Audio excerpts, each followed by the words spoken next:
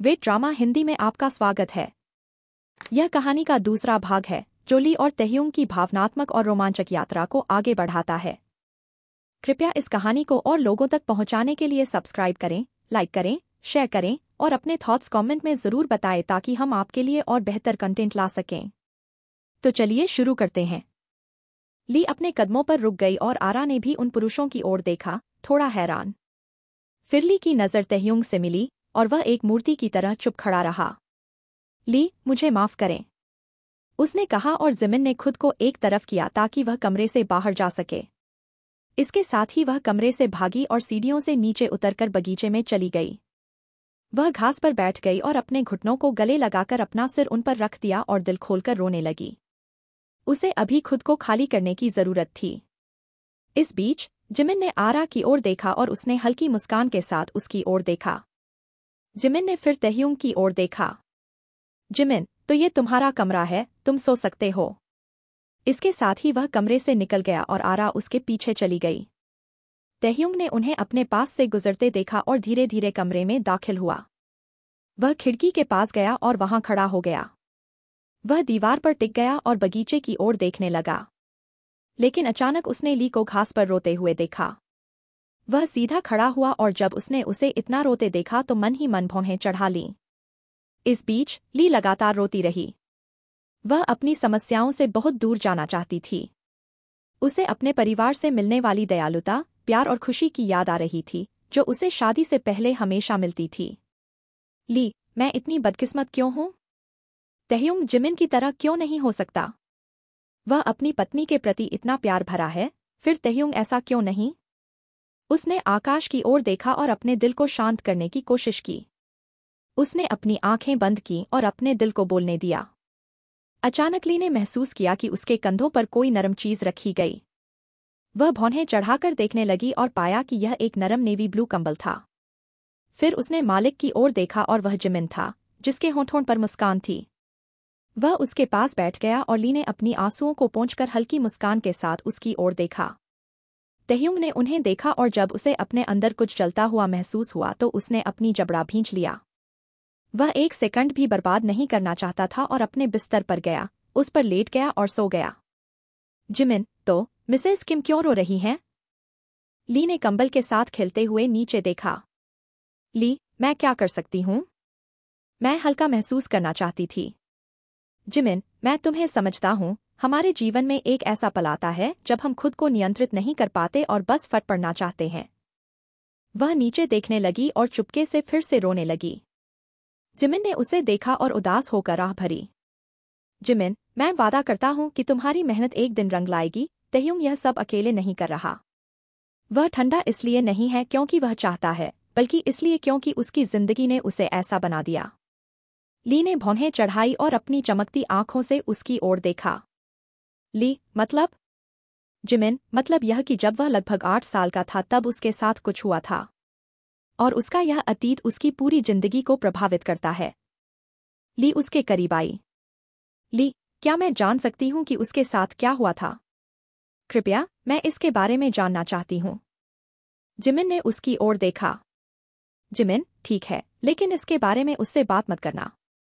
अगर तुमने इस मामले में उससे कुछ कहा तो वह अपना नियंत्रण खो देगा। ली ने सिर हिलाया। जिमिन, तो क्या तुमने कभी तहयुंग को बिना कपड़ों के देखा है? वह भौहें चढ़ाकर बोली। ली, क्या?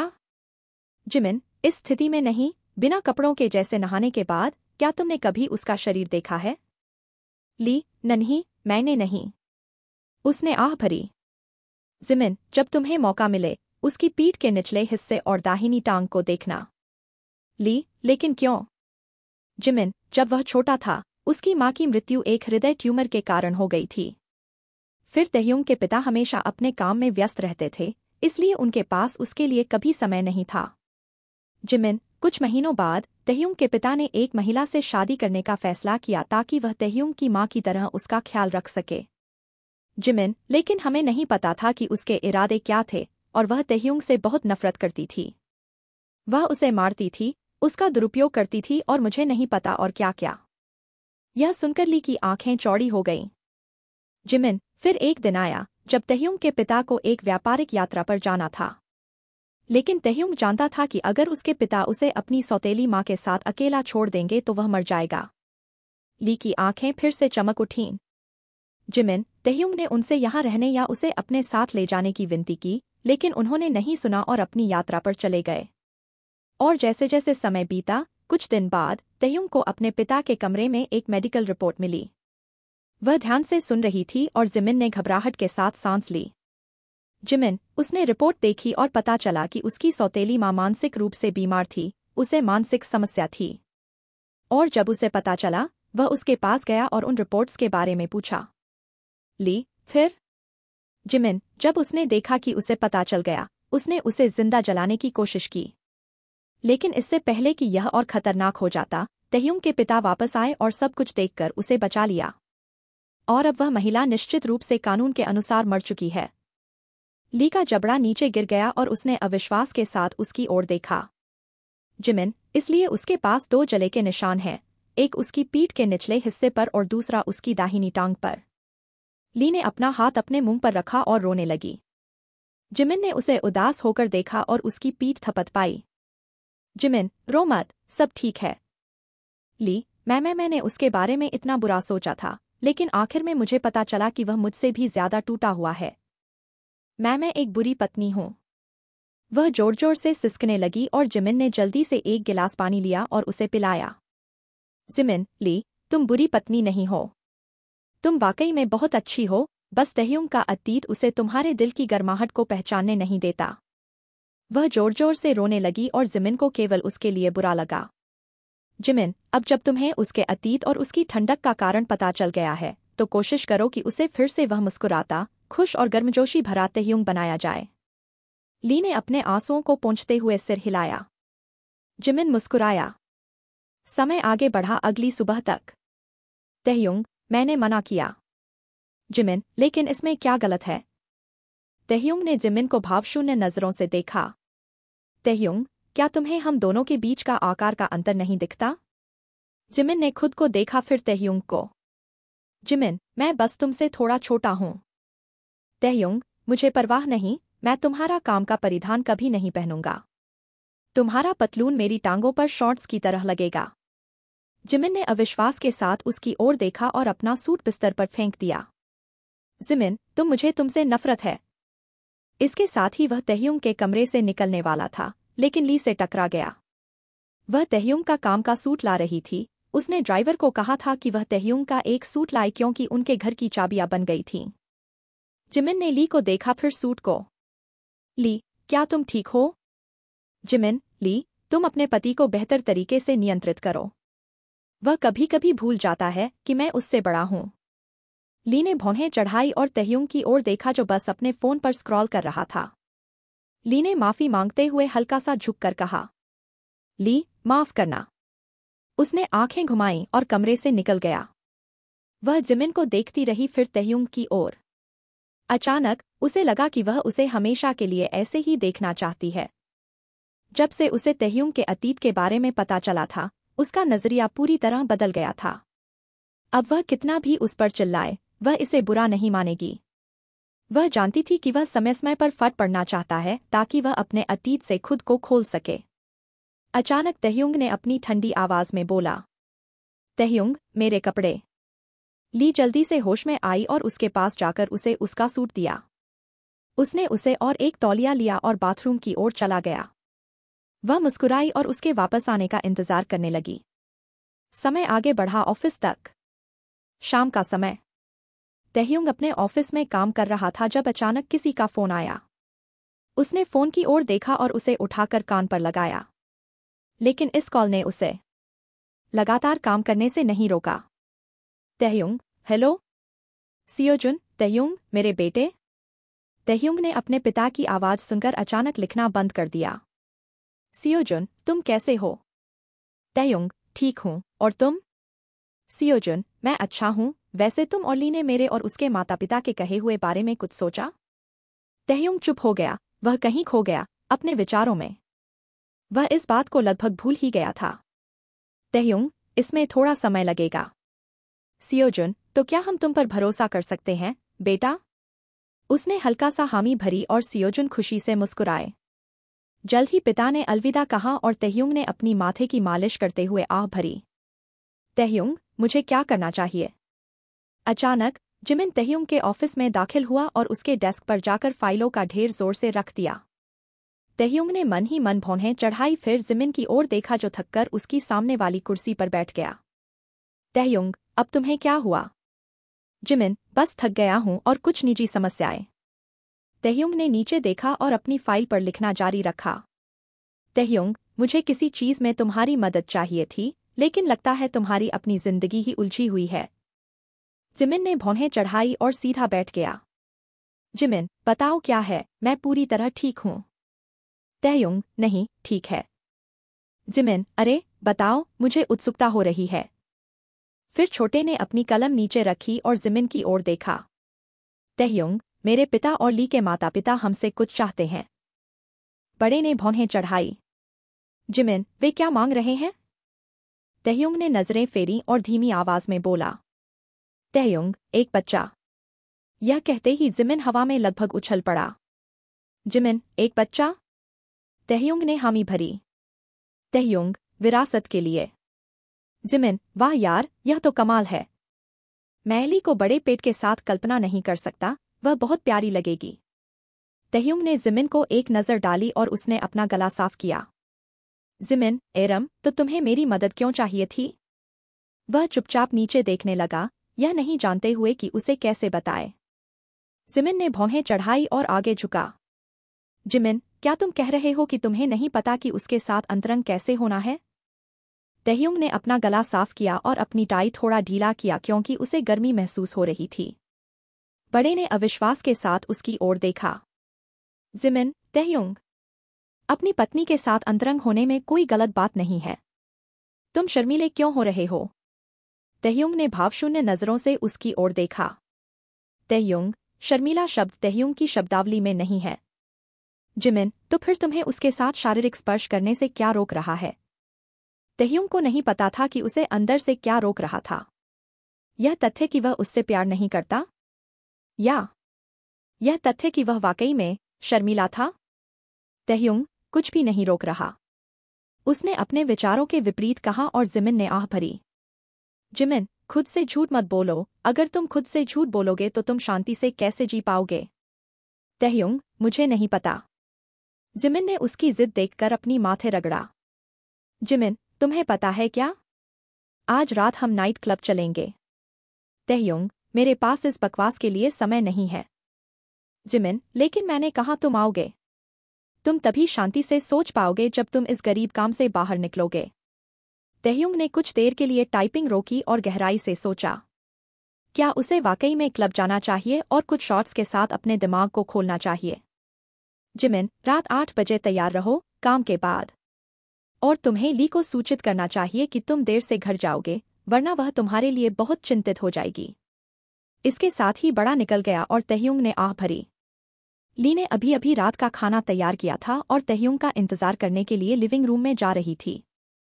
लेकिन इस बीच उसके हाथ में फोन बजा। वह भौहें चढ़ाकर फोन की स्क्रीन पर देखने लगी और पाया कि यह तहयुंग का मैसेज था। उसने इसे खोला और पढ़ा। तहयुंग, मेरे लिए इंतजार मत करना, मैं बहुत देर से आऊंगा। यह कहते ही ली के कंधे झुक गए। ली, क्या वह वाकई में इतनी देर से आएगा? वह उदास होकर आह भरी, लेकिन किसी तरह खुश थी कि उसने कम से कम एक बार उसे मैसेज तो किया। फिर वह वापस किचन में गई और खाने को फ्रिज में रख दिया। अकेले खाने का मन नहीं था।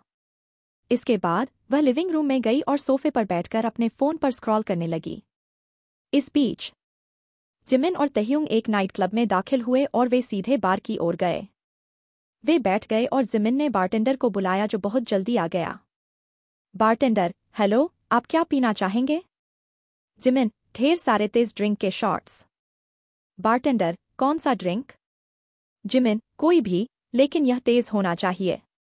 वह आदमी सिर हिलाकर उनके ऑर्डर लाने चला गया। इस बीच तहयुंग बस नीचे देख रहा था। उसे नहीं पता था, लेकिन वह कहीं न कहीं असहज महसूस कर रहा था। वह अपनी जिंदगी से बहुत दूर जाना चाहता था। जिमिन ने उसकी हालत देखकर उसके कंधे पर थपकी दी। जिमिन, मैं वादा करता हूं कि तुम बेहतर हो जाओगे, बस खुद को समय समय पर थोड़ा समय दो। जल्द ही बारटेंडर वापस आया और उन्हें ढेर सारे तेज ड्रिंक के शॉट्स दे दिए। जिमिन मुस्कुराया और एक शॉट लेकर तहयुंग को दिया। जिमिन, बस पी लो और अपने दिल को तुम्हारा मार्गदर्शन करने दो। इसके साथ ही बड़े ने पहला शॉट गटक लिया, लेकिन तहयुंग, वह बस इसे चुपचाप देख रहा था। तहयुंग, क्या मुझे इसे पीना चाहिए? वह बहुत हिचकिचाया, लेकिन जिमिन ने फिर से कहा। जिमिन, परिणामों के बारे में मत सोचो, बस इसे इस पल के बारे में सोचते हुए पी लो। तहयुंग ने 1 सेकंड भी बर्बाद नहीं किया और पूरे शॉट को गटक लिया। उसने खाली गिलास नीचे रखा और कड़वा चेहरा बनाया। जिमिन, हाँ, अच्छा किया। अब जारी रखो। इसके साथ ही दोनों ने फिर से 1 शॉट लिया और 2 सेकंड में उसे पी लिया। और ऐसा करते हुए दोनों ने 10 शॉट्स पी लिए। अब तहयुंग को चक्कर आ रहा था और वह नशे में धुत हो रहा था।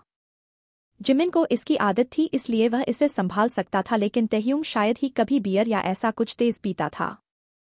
तहयुंग ने अपना गिलास नीचे रखा और काउंटर पर झुक गया। जिमिन, अब जब तुम्हारा दिल पूरी तरह खुल गया है, मुझे बताओ कि तुम्हें ली से प्यार करने से क्या रोक रहा है? तहयुंग ने कुछ देर सोचा। तहयुंग, मुझे नहीं पता, लेकिन एक बात पक्की है, मैं उससे प्यार नहीं करता। जिमिन ने आह भरी। जिमिन, लेकिन तुम्हारे माता पिता जो बच्चा मांग रहे हैं, उसका क्या? तुम्हें एक दिन उनकी यह इच्छा पूरी करनी होगी। तहयुंग, यह जटिल है, मुझे नहीं पता, उसने कहा और अपनी उंगलियों से काउंटर पर काल्पनिक चीजें बनाना शुरू कर दिया। वह पूरी तरह नशे में था, वह होश में नहीं था। जिमिन, तहयुंग, ली एक फरिश्ता है। तुम्हें उसकी अंदरूनी खूबसूरती को देखना होगा।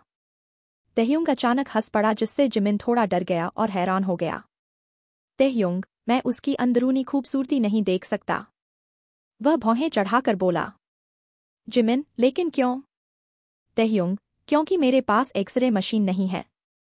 यह कहते ही जिमिन अचानक हंस पड़ा और भ्रमित होकर भौहें चढ़ाई। जिमिन, तुम अचानक इतने मजाकिया क्यों हो गए? तहयुंग, तुम ही थे जिसने कहा था कि अपना दिल खोल दो। जिमिन ने अपने मुंह से ओ बनाया और हंस पड़ा। जिमिन, लेकिन तहयुंग, तुम्हें उसे अपना समय और प्यार देना होगा। ठीक है, अगर तुम उसे प्यार नहीं करना चाहते तो मत करो, कम से कम उसका थोड़ा ख्याल रखो। एक पत्नी को हर हाल में अपने पति की जरूरत होती है। तहयुंग उदास होकर नीचे देखने लगा और हल्का सा मुंह बनाया। जिमिन, ठीक है, फिर मुझे एक बात बताओ। तहयुंग नशे में होने के बावजूद सीधा बैठ गया और सिर हिलाया। जिमिन, तुम्हें ज्यादा असली कब लगता है, जब तुम सामान्य होते हो या जब तुम नशे में होते हो? तहयुंग ने भौहें चढ़ाई। तहयुंग, मतलब? जिमिन, मतलब यह कि तुम अपने आप को, अपने दिल को ज्यादा कब महसूस करते हो, जब तुम सामान्य होते हो या जब तुम नशे में होते हो? वह नीचे देखने लगा और जवाब ढूंढने के लिए अपने दिल पर हाथ रखा। तहयुंग, अभी। जिमिन, क्या? तहयुंग, मुझे अभी अपने आप को महसूस होता है, मेरा असली सो। जिमिन मुस्कुराया। जिमिन, तो फिर मैं तुम्हें बताता हूँ, जब तुम अपनी पत्नी के साथ अंतरंग हो, तुम्हें अपने दिल को महसूस करना होगा। तहयुंग ने ध्यान से सुना। जिमिन, अगर तुम ठंडे होकर और खुले दिमाग से नहीं सोचते हुए उसके साथ अंतरंग होगे, तो इससे उसे बहुत चोट पहुंचेगी। लेकिन अगर तुम ऐसा तब करो जब तुम अपने दिल को महसूस करने के लिए निश्चित हो, तो यह सबसे अच्छा निर्णय है। तहयुंग, लेकिन अगर मैं उससे प्यार नहीं करता लेकिन उसके साथ अंतरंग हो जाता हूं, तो इससे उसे चोट पहुंचेगी, है ना? जिमिन, यह मुद्दा नहीं है, अगर तुम उसके साथ अंतरंग हो रहे हो तो इसलिए क्योंकि तुम्हारे माता पिता ने कहा है, न कि इसलिए क्योंकि तुम चाहते हो। तहयुंग चुप रहा। जिमिन, वह दुखी होगी और हमें इसका एहसास है, वह तुम्हारे साथ अंतरंग होगी यह जानते हुए कि तुम नशे में हो, लेकिन थोड़ा दुख सहना उसकी पूरी जिंदगी दुख सहने से बेहतर है, यह सोचते हुए कि उसकी पवित्रता एक ठंडे और हृदयहीन व्यक्ति ने छीन ली। वह नीचे देखने लगा, वह किसी तरह यह नहीं करना चाहता था, लेकिन उसके पिता की इच्छा हमेशा उसकी आंखों के सामने आ जाती थी। वह स्वार्थी महसूस कर रहा था। समय आगे बढ़ा, रात 1 बजे तक। तहयुंग घर पहुंचा, पूरी तरह नशे में और वास्तव में यह नहीं जानते हुए कि वह क्या कर रहा है। वह घर में दाखिल हुआ और ठोकर खाते हुए अपने जूते उतारे। वह फिर लिविंग रूम की ओर बढ़ा, उसे चक्कर आ रहा था और सब कुछ दोहरा दिख रहा था। लेकिन उसने ली को सोफे पर एक तकिया गले लगाए सोते हुए देखा। तभी जिमिन के विचार उसके दिमाग में आए। वह धीरे धीरे उसके पास जाने लगा, खुद को जागते रखने की कोशिश करते हुए। लेकिन जैसे ही वह उसके पास पहुंचा, वह फिसल गया और उस पर गिर पड़ा। ली को अचानक झटका लगा और वह नींद से जागकर हांफने लगी। उसने तहयुंग को देखा और उसकी आंखें चौड़ी हो गईं। ली, तहयुंग। इससे पहले कि वह और कुछ बोल पाती, उसने अपनी उंगली उसके होंठों पर रखी और उसे चुप कराया। ली ने भौहें चढ़ाई जब उसे शराब की गंध आई और उसकी लाल आंखें देखीं। ली, तहयुंग, तुम नशे में हो? तहयुंग, नहीं, मैं नहीं हूं। ली ने उठने की कोशिश की लेकिन उसने उसे ऐसा करने नहीं दिया। वह अचानक डरने लगी क्योंकि उसने उसका यह रूप पहले कभी नहीं देखा था। तहयुंग, मेरा एक साधारण सवाल है, इसका ईमानदारी से जवाब दे। वह भौहें चढ़ाकर बोली लेकिन फिर भी सिर हिलाया। तहयुंग, क्या तुम मां बनना चाहती हो? यह कहते ही ली ने नजरें फेर लीं और शर्मा गई। उसे नहीं पता था कि उसे यह पूछने की हिम्मत कहाँ से आई, लेकिन वह जानती थी कि यह तहयुंग वह तहयुंग नहीं था जो सुबह था। तहयुंग, मेरे सवाल का जवाब दे। उसने सख्ती से कहा और उसे अपनी ओर देखने के लिए मजबूर किया। तहयुंग, क्या तुम चाहती हो? उसने गला निगला और धीरे से सिर हिलाया। तहयुंग अचानक मुस्कुराया और उसकी गर्दन में बोला। तहयुंग, तो चलो एक बच्चा पैदा करते हैं। वह हवा में लगभग उछल पड़ी और उसकी सांस अटक गई। वह जल्दी से उठी और उसे खड़ा किया, उसका हाथ अपने कंधों पर रखते हुए। ली, तुम्हें होश नहीं है कि तुम क्या कह रहे हो, चलो बस सो जाते हैं। वे ऊपर पहुंचे और तहयुंग गिर पड़ा। ली ने आह भरी जब वह एक बच्चे की तरह फर्श पर लेट गया। लेकिन वह मन ही मन मुस्कुराई यह देखकर कि कम से कम उसके अंदर एक नाजुक और प्यारा बच्चा तो है। फिर उसने उसे फिर से खड़ा किया और वे कमरे में दाखिल हुए। वे बिस्तर के पास पहुंचे और जैसे ही वह तहयुंग को लिटाने वाली थी, उसने उसकी कमर पकड़ ली और उसे बिस्तर पर दबा दिया। वह मूर्ति की तरह जड़ हो गई और उसने उसे गहनता से देखा। तहयुंग, चलो एक बच्चा पैदा करते हैं। इससे पहले कि वह कुछ समझ पाती, उसने अपने होंठ उसके होंठों पर रख दिए और उसे जोर से चूमने लगा। इस पल में ली और कुछ नहीं कर सकती थी। समय आगे बढ़ा अगली सुबह तक। ली ने अचानक अपनी आंखें खोलीं जब उसे सूरज की किरणें अपने चेहरे पर महसूस हुईं। वह करा उठी जब उसे अपने निचले पेट में तेज दर्द महसूस हुआ। लेकिन इससे पहले ली को पिछली रात की याद आई और वह अपनी जगह पर जड़ हो गई। वह उठकर बैठ गई जब उसने देखा कि वह पूरी तरह बिना कपड़ों के थी और कंबल को अपनी छाती से गले लगाया। इसके बाद ली ने अपनी बगल में देखा और तहयुंग को पेट के बल सोते हुए देखा, वह भी पूरी तरह बिना कपड़ों के। उसने अपना सिर पकड़ा और तनाव में नीचे देखने लगी। ली, हे भगवान, मैंने क्या किया? वह होश में भी नहीं था और अब वह सोचेगा कि मैंने यह सब जानबूझकर किया। लेकिन अचानक जब उसने उसे देखा, उसकी नज़र उसकी पीठ के निचले हिस्से पर पड़ी जो आधा कंबल से ढका हुआ था। जिमिन, जब तुम्हें मौका मिले, उसकी पीठ के निचले हिस्से और दाहिनी टांग को देखना।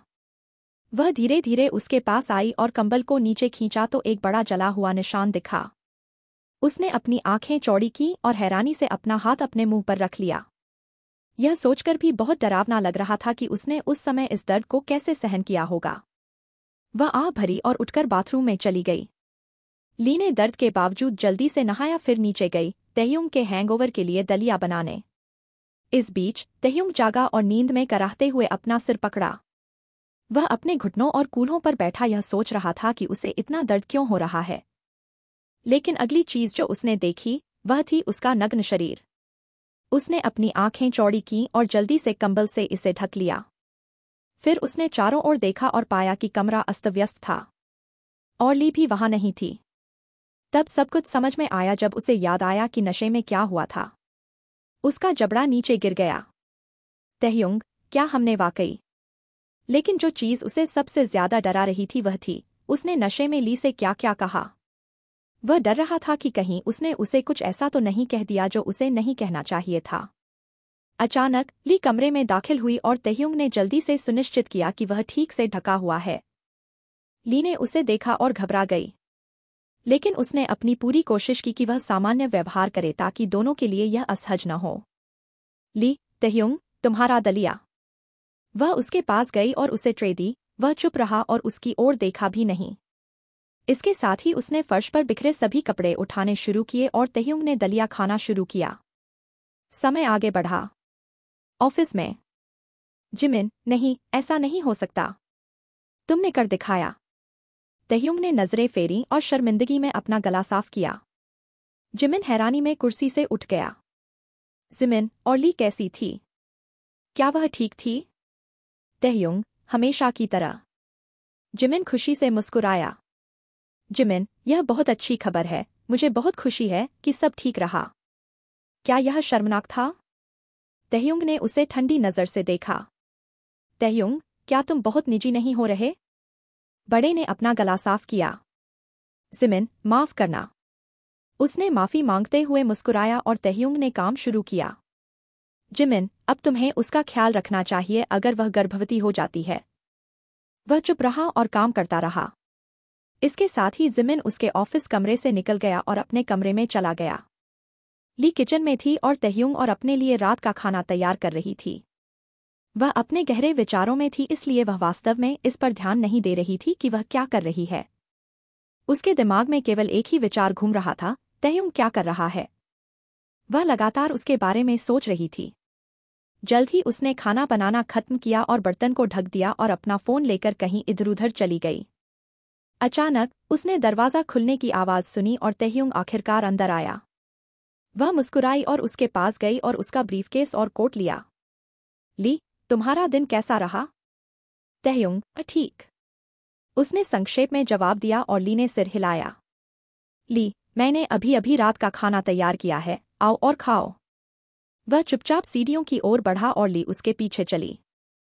वे कमरे में दाखिल हुए और ली ने उसका सामान सही जगह पर रखा और तहयुंग को उसका तौलिया और रात के कपड़े दिए।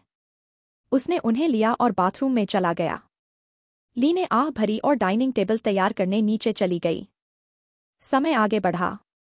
तहयुंग किचन में आया और काउंटर पर बैठ गया। ली के खाना परोसने का इंतजार करने लगा। उसने जल्दी से उसे रात का खाना परोसा और उसने चॉपस्टिक्स लेकर खाना शुरू किया। लेकिन लगता था कि ली ने आज गलती कर दी थी। उसने खाना चबाना भी शुरू नहीं किया था कि वह उठा और कूड़ेदान की ओर दौड़ा और खाना उसमें फेंक दिया। ली ने अपनी आंखें चौड़ी की और उसने उसे जलती नजरों से देखा। ली, का क्या गलत हुआ? तहयुंग, यह क्या है? वह चिल्लाया और उसके पास आया। तहयुंग, क्या यह भी खाना है? इतना नमकीन और मसाला? इसके बारे में तो बात भी मत करो। ली ने अपनी आंखें चौड़ी की और जल्दी से उसकी चॉपस्टिक्स ली और उसकी प्लेट से एक कौर लिया। और वह सही था। यह खाने जैसा भी नहीं था। ली, मुझे बहुत खेद है, मुझे नहीं पता, मेरा दिमाग कहाँ था। तहयुंग, मैं पूरे दिन केवल रात के खाने का इंतजार करता हूँ ताकि शांति से खा सकूं, लेकिन तुम यहाँ सब कुछ बर्बाद करने के लिए हो। ली ने नीचे देखा क्योंकि उसकी आंखें चमक उठीं। ली, मैं नन्या बबनाती हूँ। तहयुंग, इसकी कोई जरूरत नहीं। मेरे लिए जहर देना बेहतर है ताकि मुझे तुम्हारा यह चेहरा हर दिन न देखना पड़े। ली, टटे। तहयुंग, क्या तहयुंग? तुम हमेशा अपने भोजन समय पर और ठीक से खाती हो, लेकिन जब मेरी बारी आती है, जो हमारे भविष्य के लिए कड़ी मेहनत कर रहा है, मुझे यह बेकार खाना दिया जाता है। इसके साथ ही उसने कुर्सी को जोर से लात मारी और सीढ़ियों की ओर चला गया। ली सहम गई और उसकी आंखों से कुछ आंसू छलक पड़े।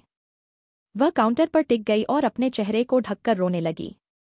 ली, हे भगवान, मैंने क्या किया? वह फुसफुसाई और रोती रही। कुछ समय बाद उसने खुद को संभाला और रात के खाने को फ्रिज में रख दिया। उसका भूख पूरी तरह खत्म हो चुका था। कुछ समय के लिए उसने लिविंग रूम में रहने का फैसला किया ताकि कम से कम वह सो जाए इससे पहले कि वह कमरे में दाखिल हो। वह लेट गई और अपनी जिंदगी के बारे में सोचते हुए चुपके से रोने लगी। क्या यही उसकी जिंदगी थी? सुबह उसे जगाना, काम के लिए तैयार करना, उसका नाश्ता देना, पूरे दिन घर की सफाई करना, उसका रात का खाना तैयार करना, उससे कठोर शब्द सुनना, फिर टूटकर बिना खाना खाए सो जाना। वह इसके लिए तहयुंग को दोष नहीं दे रही थी क्योंकि एक पत्नी के रूप में यह सब करना उसका काम था। लेकिन क्या एक पति की अपनी पत्नी के प्रति कुछ जिम्मेदारियां नहीं होती? इन सब के बारे में सोचते हुए वह अपने सपनों की दुनिया में चली गई। अपनी सेहत के बारे में भी होश नहीं था। इस बीच तहयुंग अपने कमरे में था और अपने लैपटॉप पर काम कर रहा था। 2 घंटे बाद उसने अपना काम खत्म किया और उसे बंद कर दिया। उसने इसे बेडसाइड टेबल पर रखा और घड़ी की ओर देखा तो 12 बजे का समय था। लेकिन उसने भौंहें चढ़ाई जब उसने देखा कि ली कमरे में नहीं थी। तहयुंग, वह कहाँ है? वह फुसफुसाया और यह देखने के लिए नीचे गया कि वह कहाँ थी और पानी पीने के लिए भी। लेकिन जैसे ही वह नीचे पहुंचा, उसने ली को सोफे पर सोते हुए देखा। तभी उसे याद आया कि उसने उस पर चिल्लाया था, लेकिन इससे उसे कोई फर्क नहीं पड़ा। वह आह भरी और किया, तहयुंग, बस एक नाटक ताकि निर्दोष दिखे और सभी से सहानुभूति बटोरे। इसके साथ ही वह किचन में गया और पानी पीने लगा। वह उसे बुरी तरह से अनदेखा करने की कोशिश कर रहा था। अपना काम खत्म करने के बाद वह सीढ़ियों की ओर वापस चला, लेकिन उसके अंदर की एक आवाज ने अचानक उसे रोक दिया। तहयुंग, कम से कम उसे अपने साथ ले जाओ। वह उसकी ओर मुड़ा और उसे भावशून्य नजरों से देखा। उसने आंखें घुमाईं और उसके पास जाकर उसे हल्के से हिलाया। वह नींद में भौहें चढ़ाई और अपनी आंखें खोली और उसकी ओर देखा। वह थोड़ा आंखें चौड़ी करके सीधा बैठ गई। तहयुंग, निर्दोष होने का नाटक मत करो और कमरे में जाकर सो जाओ। उसे नहीं पता था कि उसने उसके दिल को कितना गहरा चोट पहुंचाई थी। कठोर बात करना ऐसा है जैसे समुद्र में एक छोटा सा पत्थर फेंकना, लेकिन क्या कोई जानता है कि यह पत्थर कितना गहरा जा सकता है? इसके साथ ही वह सीढ़ियों की ओर चला गया और ली ने जल्दी से अपने आंसुओं को पोंछा और उसके पीछे चली। समय आगे बढ़ा अगली सुबह तक। ली अचानक अपनी नींद से जागी जब उसे लगा कि वह ठीक नहीं महसूस कर रही थी। उसे कुछ सेकंड लगे यह समझने में कि उसे उल्टी जैसा महसूस हो रहा था। ली जल्दी से उठी और बाथरूम में दौड़ी और टॉयलेट में उल्टी कर दी। जब वह खत्म हुई, वह कमजोरी से उठी और अपनी सुबह की दिनचर्या की। इसके बाद वह कमरे में वापस आई और खुद को संभालने के लिए बिस्तर पर बैठ गई। ली, मुझे क्या करना चाहिए? क्या मुझे डॉक्टर के पास जाना चाहिए? अचानक उसकी नज़र घड़ी पर पड़ी और उसने अपनी आंखें चौड़ी कीं। 8 बजे थे जबकि तहयुंग को 7 बजे जागना चाहिए था और 8 बजे तक वह पहले से ही काम पर होता था। वह मन ही मन कोसने लगी और जल्दी से उसकी ओर मुड़ी। केवल वह और भगवान जानते थे कि वह इस समय कितना डर रही थी। ली, तहयुंग, तहयुंग। वह नींद में हामी भरा और ली ने घबराहट में बोला। ली, तुम्हें काम के लिए देर हो रही है। वह अचानक अपनी आंखें पूरी तरह खोलकर बिस्तर से उछल पड़ा। तहयुंग, कितने बजे हैं? ली, 8 बजे। उसने उसे घातक नजरों से देखा। तहयुंग, क्या तुमने मेरी शांति को मारने में पीएचडी कर रखी है? वह नीचे देखने लगी और उसने भारी सांस ली। तहयुंग, मैं तुमसे पूरी तरह तंग आ चुका हूं। मेरे पिता ने मुझसे तुम जैसी महिला से शादी क्यों करवाई? उसने कहा और अपना तौलिया लेकर बाथरूम में घुस गया। ली ने अपने आंसुओं को पोंछा। ली, यह रोने का समय नहीं है, तुम्हें उसे काम पर भेजना होगा। इसके साथ ही उसने जल्दी से उसके कपड़े निकाले और उसका नाश्ता तैयार करने नीचे चली गई। जैसे ही वह नीचे पहुंची, वह अचानक ठोकर खाई और गिरने वाली थी, लेकिन समय पर दीवार पकड़ ली। वह सिर हिलाकर सीधा खड़ी हो गई। ली, मुझे पता लगाना होगा कि मेरे साथ क्या गलत है। जल्द ही वह किचन में गई और उसका नाश्ता तैयार करने लगी। कुछ समय बाद वह तैयार हो गई और उसे बुलाने वाली थी, लेकिन उसने उसे दरवाजे की ओर दौड़ते देखा। ली, तहयुंग, तुम्हारा नाश्ता। उसने जवाब नहीं दिया और अपने जूते पहनने गया। ली उसके पास गई और वह उठा जाने के लिए तैयार, लेकिन स्वाभाविक रूप से उसने उसका बाह पकड़ लिया। उसने उसे जबड़ा भींचते हुए देखा। ली, तुम्हें खाना चाहिए। तहयुंग, मैं तुम्हारा नाश्ता खाने से बेहतर भूखा मर जाऊं। और फिर से मुझे छूने की हिम्मत मत करना। इसके साथ ही उसने उसका हाथ जोर से झटका, जिससे वह पीछे ठोकर खा गई। जल्द ही वह बाहर निकल गया और दरवाजा जोर से बंद करके चला गया। अब पूरी तरह सन्नाटा था। ली वहां खड़ी थी और उस दरवाजे को देख रही थी जहां से वह गया था। उसकी आंखों से आंसू बहने लगे, लेकिन वह क्या कर सकती थी? अब उसे इसकी आदत हो गई थी, चिल्लाया जाना फिर रोना। इसके साथ ही वह किचन में वापस गई और टेबल साफ करने लगी। वह यह जानबूझकर नहीं कर रही थी, लेकिन जब भी तहयुंग उस पर चिल्लाता था, उसकी भूख सचमुच खत्म हो जाती थी। अब उसने घर की सफाई शुरू की, खुद को विचलित करने की कोशिश करते हुए। समय आगे बढ़ा। दोपहर 1 बजे थे जब ली ने घर के काम खत्म किए और सोफे पर बैठ गई, कमजोरी महसूस करते हुए। यह सामान्य था क्योंकि पिछले कुछ दिनों से उसने कुछ भी नहीं खाया था। अचानक उसने सोचा कि वह सुबह से हो रहे अपने लक्षणों के बारे में कुछ खोजबीन करे। उसने गूगल किया और परिणाम देखने लगी। जल्द ही एक जानकारी ने उसका ध्यान खींचा। ली, गर्भावस्था। तभी उसे याद आया तह्युंग और उसने अंतरंग पल बिताया था और उसने कोई सुरक्षा नहीं इस्तेमाल की थी। ली, क्या यह संभव हो सकता है? वह सांस छोड़कर गहराई से सोचने लगी। कुछ समय बाद वह उठी और मेडिकल स्टोर से गर्भावस्था परीक्षण खरीदने के लिए तैयार होने ऊपर चली गई। समय आगे बढ़ा। रात के समय तक ली हमेशा की तरह लिविंग रूम में बैठी थी, तह्युंग के आने का इंतजार कर रही थी। लेकिन उसे अजीब लग रहा था। उसका दिल कह रहा था कि वह गर्भवती है, लेकिन उसका दिमाग सोच रहा था कि यह बस एक शंका है। वह अगली सुबह परीक्षण करने पर ही जवाब पा सकती थी। इसके बाद उसने अपना सिर पकड़ा और आगे झुक गई, आराम करने की कोशिश करते हुए। लेकिन यह शांति तब तक नहीं रही जब तह्युंग गुस्से में घर में घुस आया। और फिर से शुरू। ली इस बिना प्यार और शांति वाली दिनचर्या से थक चुकी थी। इस बार उसने स्थिर रहने का फैसला किया और नहीं हिली क्योंकि वह वास्तव में कमजोर महसूस कर रही थी। दूसरी ओर तह्युंग ने अपने जूते उतारे और लिविंग रूम की ओर चला, केवल ली को अपना सिर पकड़े हुए और सिर झुकाए देखा। वह पहले से ही गुस्से में जल रहा था क्योंकि जिमिन उसकी कंपनी का मैनेजर था, लेकिन वह एक काम ठीक से नहीं कर सका था। तह्युंग, क्या आराम करना मेरे लिए एक गिलास पानी लाने से ज्यादा जरूरी है? उसने कहा और उसकी आवाज में गुस्सा साफ सुनाई दे रहा था। वह आह भरी और खड़ी हो गई। ली, मैं तुम्हारे लिए एक गिलास लाती हूँ, बैठ जाओ। इसके साथ ही वह किचन में चली गई और उसने अपना ब्रीफकेस सोफे पर फेंका और हफ्ते हुए बैठ गया। इसके बाद उन्होंने चुपचाप रात का खाना खाया, फिर सोने चले गए। समय आगे बढ़ा। अगली सुबह तक ली जागी और उसने तह्युंग को अभी भी सोते हुए देखा। उसने उसे सोने दिया क्योंकि आज रविवार था, इसलिए उसने उसे परेशान न करने का फैसला किया। फिर उसने बेडसाइड टेबल का दराज खोला और एक गर्भावस्था परीक्षण निकाला। इस पल में उसे केवल घबराहट महसूस हो रही थी और कुछ नहीं। ली धीरे से उठी और बाथरूम में चली गई। ली, चलो, किसी भी हाल में तुम्हें खुश होना होगा, उसने खुद से कहा और गर्भावस्था परीक्षण की प्रक्रिया की। जब वह खत्म हुई, उसने टेस्ट पर फिर से केप लगाई और उसे काउंटर पर रख दिया। वह घबराहट में सांस छोड़कर अपनी सुबह की दिनचर्या करने का फैसला किया। कुछ समय बाद उसने अपने कपड़े पहने और काउंटर पर वापस गई। उसने टेस्ट उठाया, लेकिन परिणाम उसके अंगूठे से ढका हुआ था। वह गहरी सांस लेने लगी।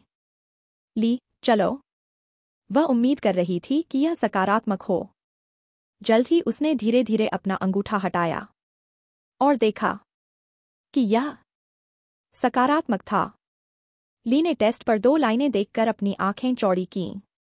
उसकी आंखें अचानक चमक उठीं और वह चुपके से रोने लगी। वह बहुत ज्यादा खुश थी, वाकई में बहुत। अब उसे यह तह्युंग को बताना था। लेकिन क्या तह्युंग खुश होगा? उसने सोचा और उदास होकर नीचे देखने लगी। समय आगे बढ़ा। तह्युंग नाश्ता खा रहा था और ली उसके सामने बैठी थी, चुपचाप खा रही थी। वह वास्तव में खा नहीं पा रही थी क्योंकि वह तह्युंग की प्रतिक्रिया को लेकर बहुत घबरा रही थी। वह बस सही मौके का इंतजार कर रही थी कि उसे अपनी गर्भावस्था के बारे में बताए। जल्द ही वह उठा और ठंडे स्वर में बोला, तह्युंग, मैं लाइब्रेरी में जा रहा हूँ, मेरे लिए एक कप हरी चाय लाओ। उसने सिर हिलाया और वह लाइब्रेरी की ओर चला गया। ली, क्या मुझे उसे कप देते समय बताना चाहिए? उसने सोचा और खुद से सिर हिलाया। इसके साथ ही वह उठी और टेबल साफ की और गंदे बर्तन धोए, फिर उसकी हरी चाय तैयार की। जल्द ही उसने अपना टेस्ट लिया और घबराहट में उसे अपनी मुट्ठी में भींच लिया। ली, सब ठीक होगा। वह सांस छोड़कर कप भी लिया और उसकी लाइब्रेरी की ओर चली। जब वह उसके दरवाजे के सामने पहुंची, उसका दिल अचानक तेजी से धड़कने लगा। अब उसे तह्युंग का खतरनाक और डरावना आभास समझ में आया। फिर उसने हिम्मत जुटाई और दरवाजे पर दस्तक दी। तह्युंग, अंदर आओ, उसने कहा और उसने दरवाजे का हैंडल घुमाकर धक्का दिया। ली कमरे में दाखिल हुई और उसे अपनी फाइल पर काम करते देखा। वह धीरे धीरे उसके पास गई और कप को उसके डेस्क पर रख दिया। उसने उसकी ओर नहीं देखा, लेकिन उसके जाने का इंतजार करने लगा। कुछ सेकंड तक ली वैसे ही खड़ी रही और तह्युंग ने मन ही मन भौहें चढ़ाई। उसने उसकी ओर देखा और पाया कि वह घबराई हुई लग रही थी। तह्युंग, क्या? ली मन ही मन सहम गई और अपनी आंखें बंद कीं। उसने धीरे से टेस्ट को उसकी ओर बढ़ाया और वह भौहें चढ़ाकर बोला, तह्युंग, यह क्या है? ली, देखो। वह अनिश्चित लग रहा था लेकिन फिर भी झुका और उसने इसे उससे ले लिया। जब उसने परिणाम और गर्भावस्था शब्द देखा, उसकी आंखें चौड़ी हो गईं। ली ने उसकी प्रतिक्रिया देखी और समझ गई कि वह बर्बाद हो चुकी है। उसने हैरान भाव से उसकी ओर देखा। तहयुंग, तुम गर्भवती हो? ली ने नीचे देखते हुए सिर हिलाया। कुछ सेकंड तक सन्नाटा रहा इससे पहले कि तहयुंग इसे तोड़ पाता। तहयुंग, तुम्हारे लिए अच्छा है, यह हमारे माता पिता को बता दो, उसने ठंडे स्वर में कहा और ली ने अविश्वास के साथ उसकी ओर देखा। उसने टेस्ट को टेबल पर रखा और अपनी चाय पीने लगा। अब वह वाकई में रोना चाहती थी। वह इस बार सचमुच टूट चुकी थी। वह धीरे से टेस्ट उठाकर कमरे से बाहर चली गई, यह सुनिश्चित करते हुए कि दरवाज़ा बंद कर दे। वह उनके साझा बेडरूम में गई और बिस्तर पर बैठ गई। उसके दिल में अचानक उदासी छा गई। उसे नहीं पता था क्यों लेकिन उसकी आंख से एक आंसू छलक पड़ा। क्या तहयुंग को इस खबर से वाकई कोई फर्क नहीं पड़ा? क्या इस बच्चे का उसके लिए कोई मतलब नहीं था? फिर उसने अपना फ़ोन लिया और सियोजुन को यह खबर बताने के लिए कॉल किया। कुछ रिंग्स बाद उन्होंने जवाब दिया। सियोजुन, हेलो? ली, हेलो अबोजी? सियोजुन, ली मेरी बेटी, तुम कैसी हो? उन्होंने खुशी से कहा और ली ने नीचे देखते हुए मुस्कुराया। कम से कम तहयुंग के पिता उससे अच्छा व्यवहार करते थे और उससे प्यार करते थे। ली, मैं ठीक हूँ अबोजी, और आप? सियोजुन, बहुत अच्छा, सब कुछ ठीक है। ली, हाँ, वास्तव में मेरे पास आपके लिए एक खबर थी। सियोजुन, सचमुच, क्या है? उन्होंने भ्रमित स्वर में पूछा और ली ने घबराहट में सांस छोड़ी। ली, मैं गर्भवती हूँ। सियोजुन ने फोन के दूसरी ओर हांफते हुए कहा। सियोजुन, नहीं, ऐसा नहीं हो सकता। सचमुच? ली, हाँ, अबोजी। सियोजुन, हे भगवान, मैं बहुत खुश हूँ। इस खुशी के लिए धन्यवाद। ली, मैं भी खुश हूँ, क्या आप इसे अम्मा और अप्पा को भी बता सकते हैं? सियोजुन, बिल्कुल, मैं अभी उन्हें कॉल करता हूँ। अच्छे से आराम करो मेरी बेटी, अब तुम्हारे सिर पर एक बड़ी जिम्मेदारी है। ली, मैं करूँगी, धन्यवाद। सियोजुन, अलविदा, मैं तुमसे प्यार करता हूँ। तो ठीक है दोस्तों, आज के लिए बस इतना ही। अगर आपको यह कहानी का यह भाग पसंद आया तो वीडियो को लाइक करें, अपने दोस्तों के साथ शेयर करें और चैनल को सब्सक्राइब करना न भूलें। नीचे कमेंट में अपनी राय जरूर बताएं कि आपको यह हिस्सा कैसा लगा। आपका हर लाइक, शेयर, कमेंट और सब्सक्राइब हमें और बेहतर कंटेंट लाने के लिए मोटिवेट करता है। मिलते हैं अगले हिस्से में, धन्यवाद।